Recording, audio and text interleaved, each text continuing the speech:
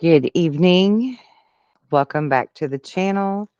Today, I want to talk about spontaneous recovery and the body's natural ability to heal itself. Hippocrates, I don't know why I can't say that, once said that natural forces within us are the true healers of disease. Modern medicine has achieved remarkable results. Its ability to save people from the ailments which a mere generation ago would have led to an untimely death, borders really on the miraculous. But when it comes to chronic illness, modern medicine has its limits. Sometimes the treatment is worse than the disease.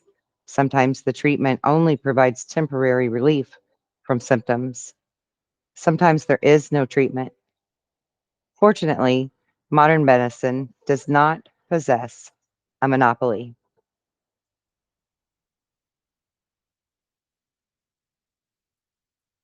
Our own ability to heal as the body is able to possess innate powers that can heal many chronic health issues.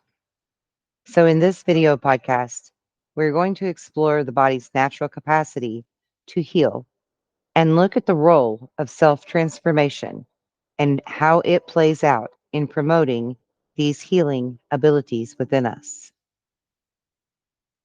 Health and illness are not random states in a particular body or body part. They are, in fact, an expression of an entire life lived. Gabor Mate, the myth of the normal, says that our body is constantly at work healing itself. White blood cells clean out wounds and combat infections. Fibroblast cells create new tissue to repair ruptures to our skin and our flesh. New bone cells are created to fuse our fractures. And the immune system, it can identify and neutralize all sorts of harmful pathogens. But the body can do so much more than just heal from wounds, infections, fractures, and viral or bacterial illness. It also has the ability to heal itself from virtually all forms of chronic disease, as is evidenced by the phenomena of spontaneous recovery. A spontaneous recovery occurs when an individual is unexpectedly cured from a disease in a way that cannot be explained through the paradigm of modern medicine. Absent any interventions by doctors, without surgery or pharmaceutical drugs, some people heal from cancer, heart disease, multiple sclerosis, Crohn's disease, rheumatoid arthritis, and other forms of chronic illness. For example, with regards to cancer, it is well established that tumors can shrink. They can shrink in size and they can even disappear absent of surgery, chemotherapy, or even radiation.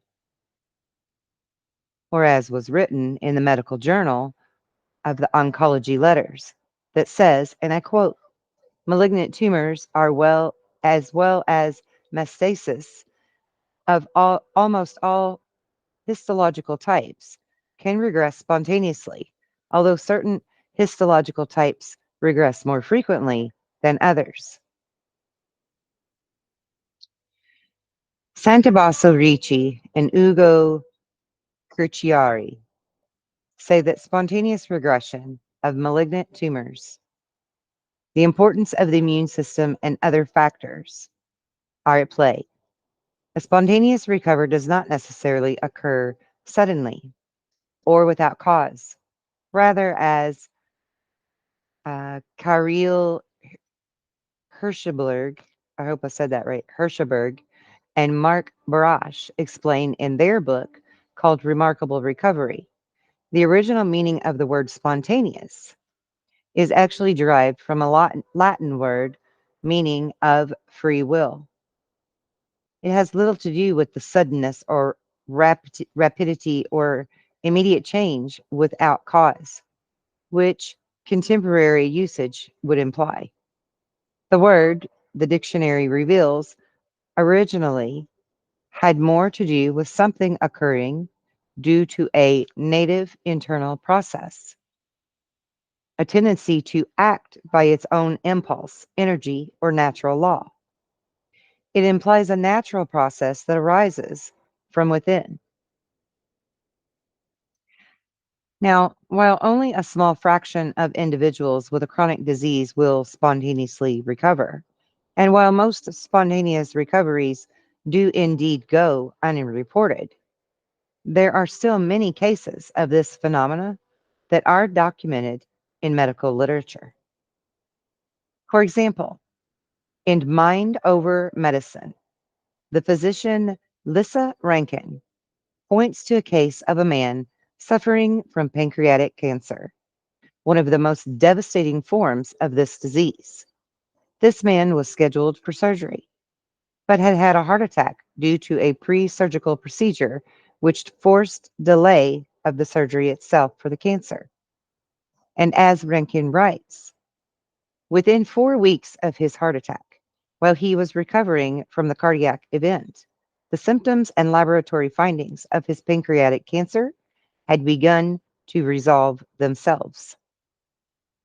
4 months after the initial diagnosis, a CT scan revealed that his tumors had disappeared completely, without surgery, without chemotherapy, or any other form of cancer treatment. 4 other case studies in the medical literature report spontaneous remissions from inoperable pancreatic cancer. Lissa Rankin, Mind Over Medicine, wrote an article titled Notes on Spontaneous Regression of Cancer, examines 12 cases of spontaneous remissions and tried to understand what life changes may have led to these recoveries. One of the most remarkable cases involved a patient with a grade 4 brain tumor. Dr. Maurice Green, as an intern, observed the treatment of a physician with glo- globlas- glioblastoma. Easy for you to say. It was a grade 4 tumor. The operation was unsuccessful. The patient, however, had a regression rather than a progression of symptoms. Eventually, he left the hospital completely well, indicating only that he felt differently about life after facing death. Charles Weinstock notes on a spontaneous regression of cancer in the Journal of the American Society of Psychosomatic Dentistry and Medicine.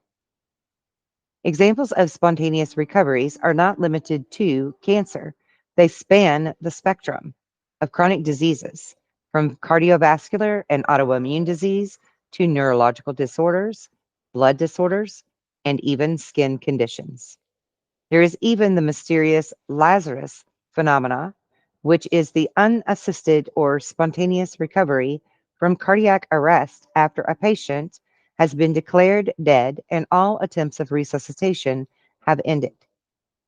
If the body can bring itself back from the point of death and cure itself from diseases believed to be terminal, then its capacity for healing is far greater than most of us truly realize.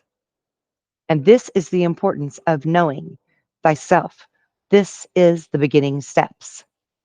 Our goal should be to harness this power to help us to heal from the chronic ailments and to prevent their onset. For even if we turn to conventional medicine to treat whatever ails us, when our body is optimized to heal, the efficacy of such treatments will absolutely improve. Research into spontaneous recovery has yet to unveil a universal formula or specific set of steps to unlock the body's vast healing potential, as many factors could influence this. An individual needs may vary. Those who have studied numerous cases of spontaneous recovery, however, suggest that these are recurring patterns and shared contributing factors that offer potential insights into how we can prime our body to heal. And it all begins with thought, faith, and belief without limitation. Zero doubt. On the other hand, there are physical factors that contribute to healing, and these would include changes in your diet, regular exercise, improving your quality of sleep, breaking of any addictions to drugs or alcohol. Factors related to health of the body are crucially important to our ability to heal. But there is also the psychological factor that stands above and beyond these in a rank of great importance. And this is the willingness to undergo self transformation. Self transformation is critical to the process of physical healing for two main reasons. The first one being that it is often only when we transform our sense of self that we can develop the courage, the discipline, and the desire necessary to change the physical habits that are thwarting our ability to truly heal. And second, self-transformation helps correct for the unhealthy patterns of thought belief and emotion that through the body-mind connection keeps us locked in a state of sickness and limits.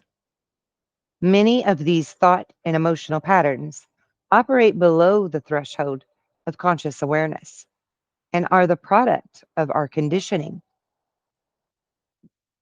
be it at our upbringing or an unhealthy environment, or even years of conforming to the sickness of modern society.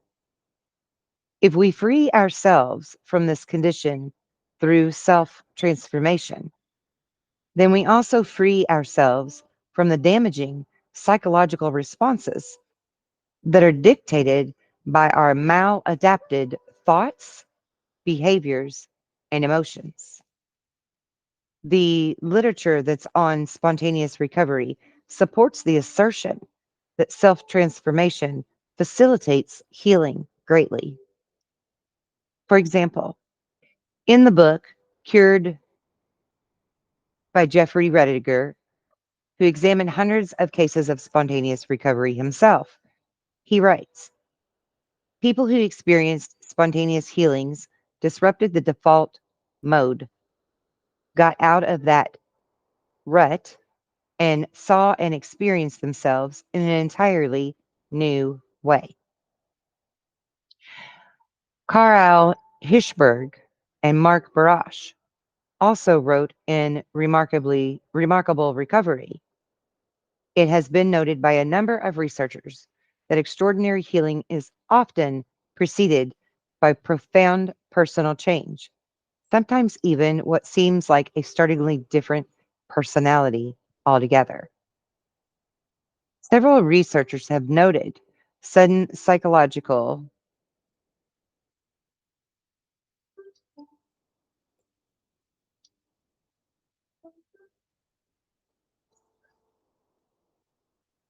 I'm sorry, I had to change my video. I saw it messing up.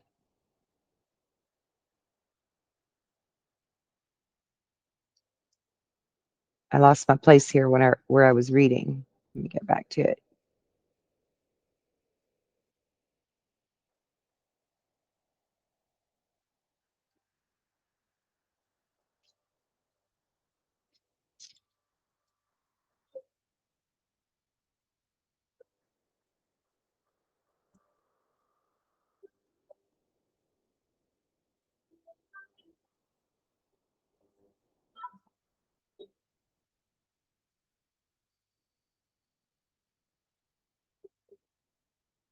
I apologize for the delay. I'm just trying to find my quote now. I lost that screen when I was fixing the video.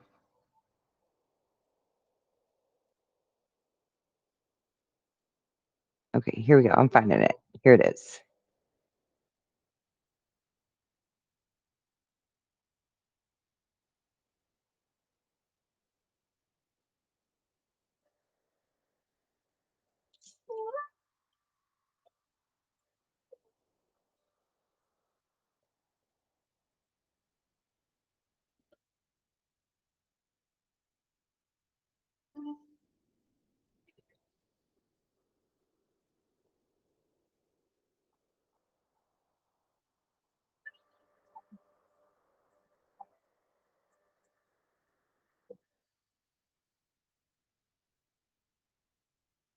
Am I still recording?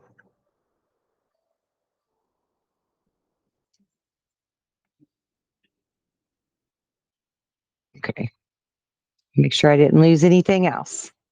My apology for the delays.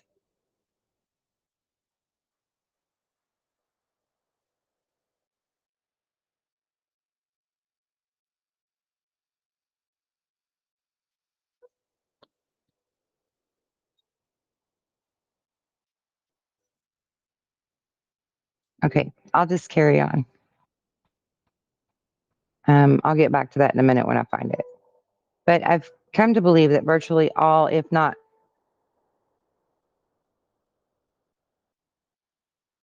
I've come to believe that virtually all psychosomatic in foundation has a definite psychosomatic component,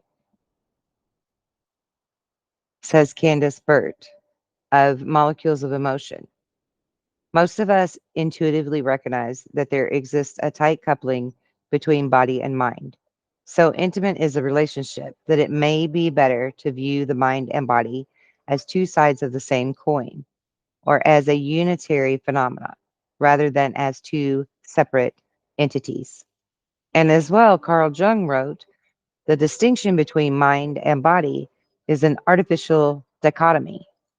In fact, so intimate is the intermingling of bodily and psychic traits that not only can we draw far reaching inferences as to the constitution of the psyche from the constitution of the body, but we can also infer from psychic peculiarities the corresponding bodily characteristics.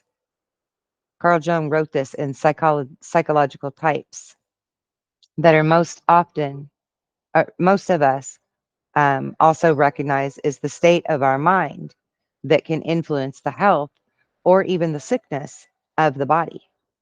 For example, it's well known that high levels of stress inhibit the immune system and increase the likelihood of sickness, and that excessive anxiety disrupts the functioning of the gut, all because of the cortisones and such that are being raised within the body. Well, the mind body connection is so obvious that to deny it is to defy our common sense. The mainstream medical industry tends to overlook this influence, and doctors rarely consider to what degree an individual's sickness is a result of a disturbance of a mind or character, or through such ignorance that the medical establishment blinds itself to preventative and curative measures. There's nothing novel about the notion of the mind and body being intricately linked. If anything, what is new is the belief, tactically held and overly enacted by many well-meaning doctors, I'm sure, that they are separate. Now, in the myth of Normal by Gabor Mate, while the mainstream medical industry and the scientific establishment at large devote far more time and resources to studying how our biology and chemistry led to the onset of disease, there is a large and growing body of research that actually reveals the role that the mind plays in generating and perpetuating sickness. For example, there is research on the nocebo effect, which is the opposite of the well known placebo effect. The placebo effect occurs when a person's health improves after taking an inert substance, such as a sugar pill, or undergoing a non therapeutic treatment. Improvement in these cases is often attributed to the mistaken but beneficial belief that the placebo has healing properties because it's all in your belief.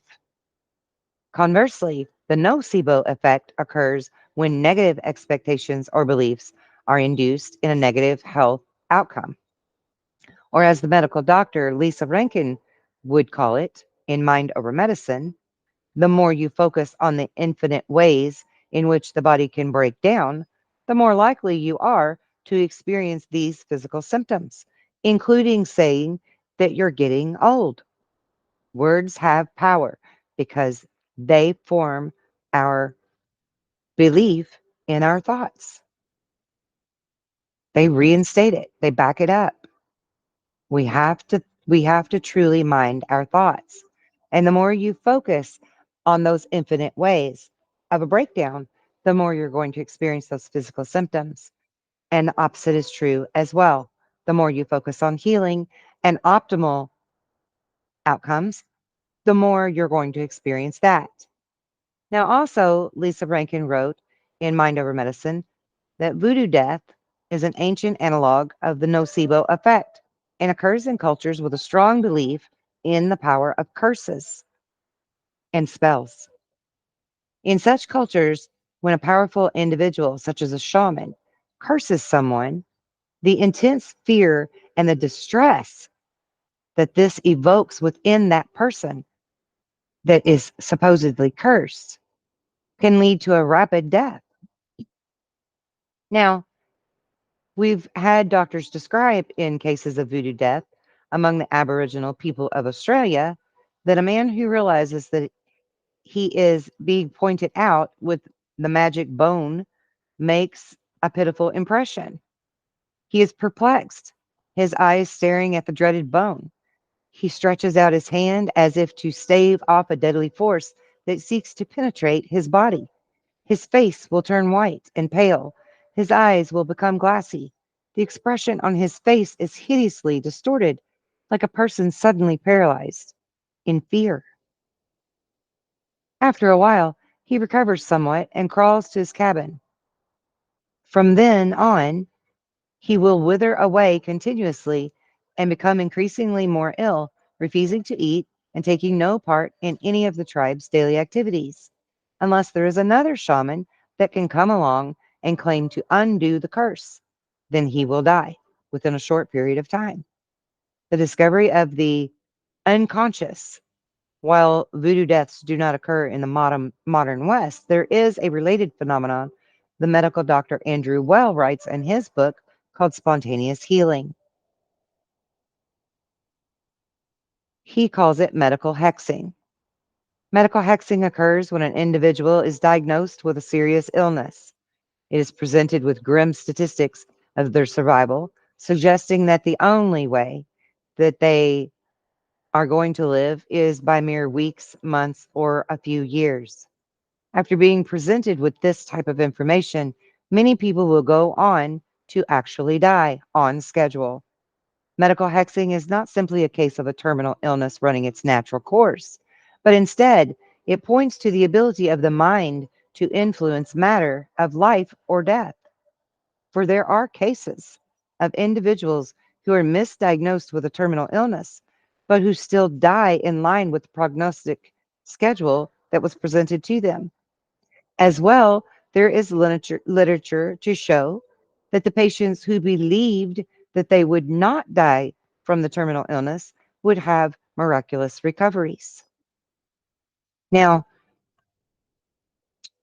once again, Lissa Racken writes that the literature shows that patients believed to be terminal who are mistakenly informed that they have only a few months to live have died within that given time frame, even when autopsy findings revealed no psychological explanation for their death.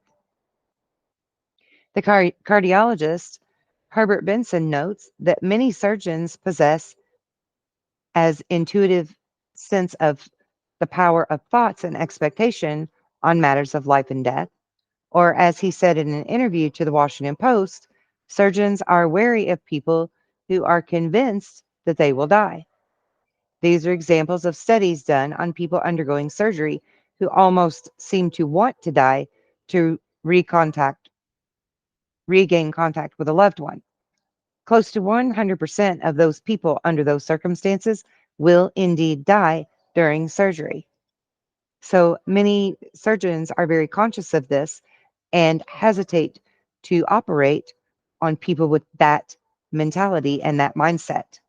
The nocebo effect, placebo's evil twin, was written about in the Washington Post on April 30th of 2002. And it states that our mindset and the overall state of our character contributes greatly to the onset and the progression of chronic disease. In the book, The Myth of Normal, it explores how chronic stress, maladaptive forms of emotional processing, and trauma will elevate the risk for cancer, heart disease, autoimmune diseases, and many other chronic ailments. Stress can show up in two forms: as an immediate reaction to a threat or as a prolonged state induced by external pressures or internal emotional factors. While acute stress is a necessary reaction that helps to maintain our physical and mental integrity, chronic stress, on the other hand, ongoing and unrelieved, undermines both.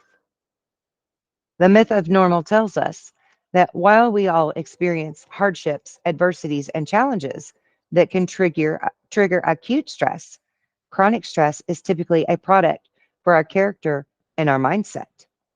Chronic stress, in other words, arises not merely from what happens to us, but also from how we react to and believe in these challenges that we face.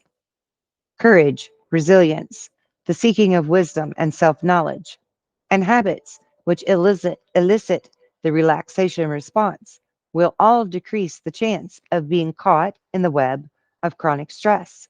Thus is the importance and necessity of meditation, or at least taking a moment of quiet and pondering for oneself.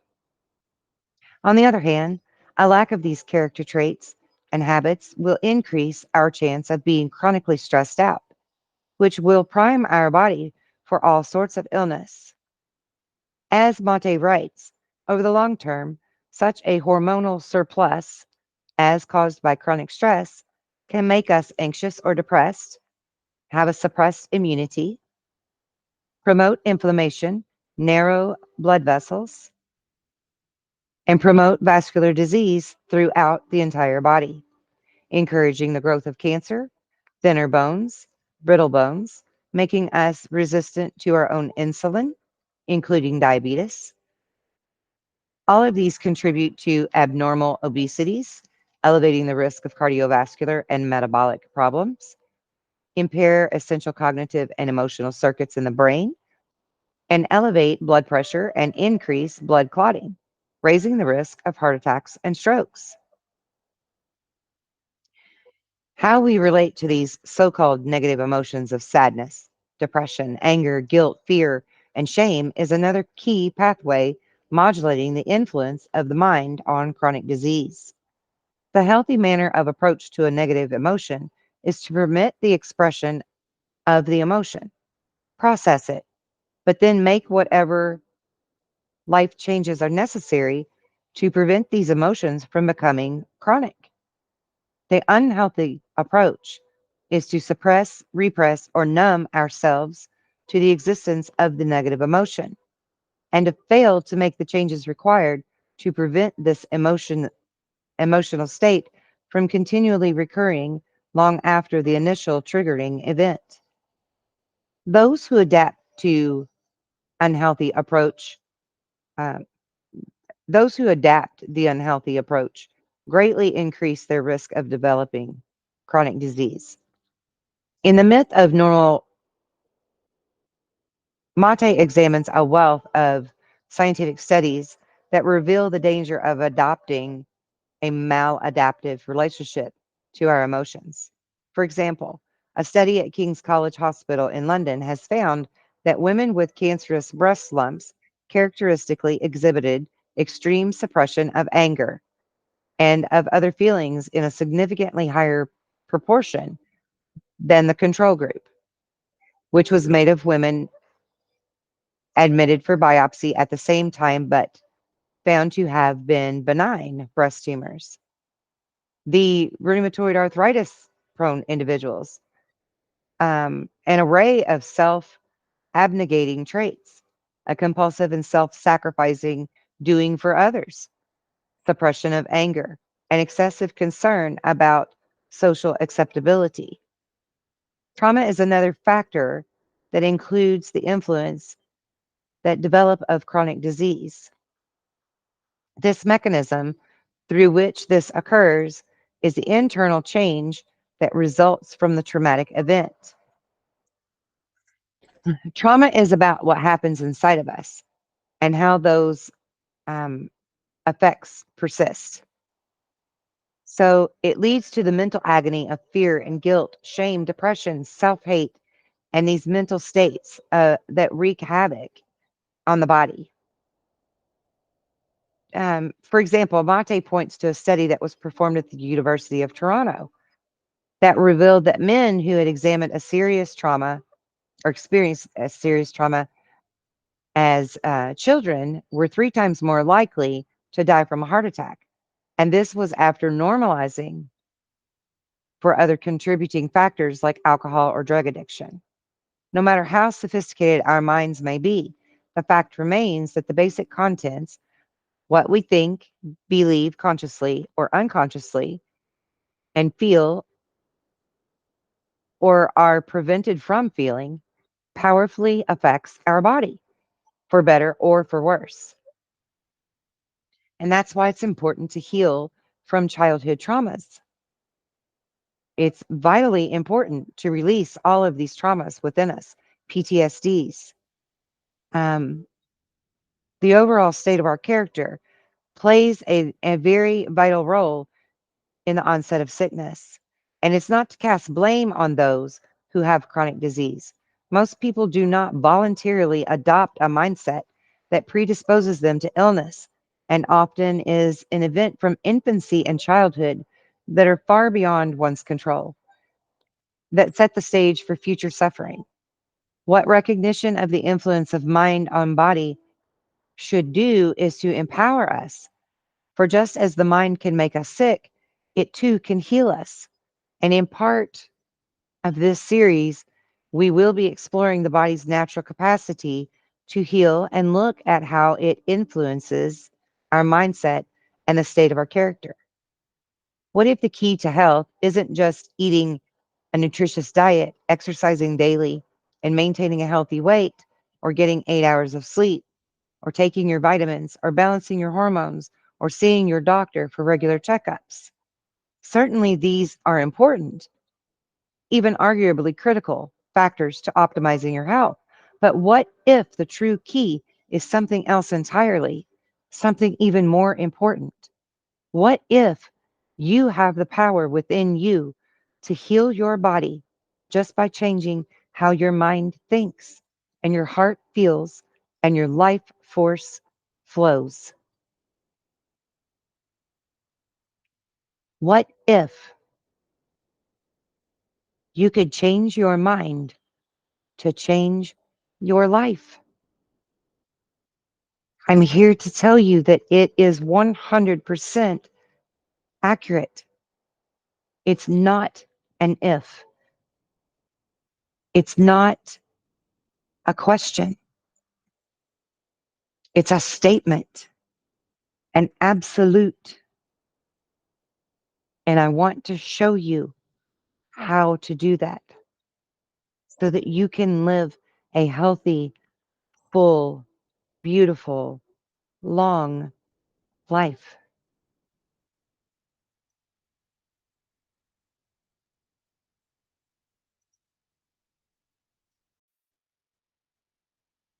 And if you like this content and you haven't already, hit that subscribe notification bell so that you will always know when I upload new content. As many of you have become familiar with me, you have learned that I am here to share truths with you, all truths, not just one specific truth, but all of them, and how to connect the dots between them to create a full and beautiful puzzle that is us. So please hit the thumbs up, give me a like, and let's share this far and wide and wake everyone up to our fullest potentials and all of the amazing mysteries of our planet and the space around us that comes with it. Until next time, be well and be blessed in love and light.